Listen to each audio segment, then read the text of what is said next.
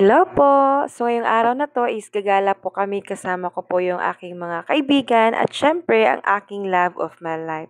So, excited po Wow! ako ngayon dahil first time ko pa lang po makapunta dito sa Skyway. So, ngayon po is nagbabiyahe na po kami patungo sa Skyway. Nag-uot.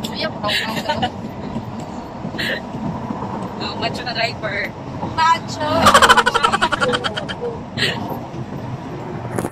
So, ngayon po is nagbabiyahe pa rin po kami kasi parang malayo-layo pa po yung Skyway.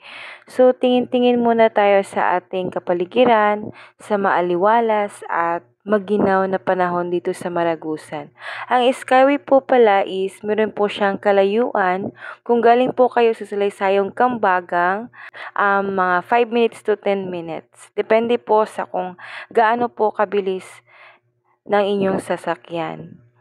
Maganda po dito kasi matatanaw mo po ang mga magagandang tanawin sa bukid at maaliwalas na panahon. So ngayon po is nandito na po kami sa Skyway. Ang Skyway po pala is a good place, good food, good people, and good vibes. Yes po, dahil dito po is marerefresh po yung mind nyo po talaga. At sa pagkain po, masarap po yung turo nila at hot choco. At syempre, yung mga staff po nila is very accommodated sa mga customer. Nice place po dito, pang Instagram po dahil sa magandang views.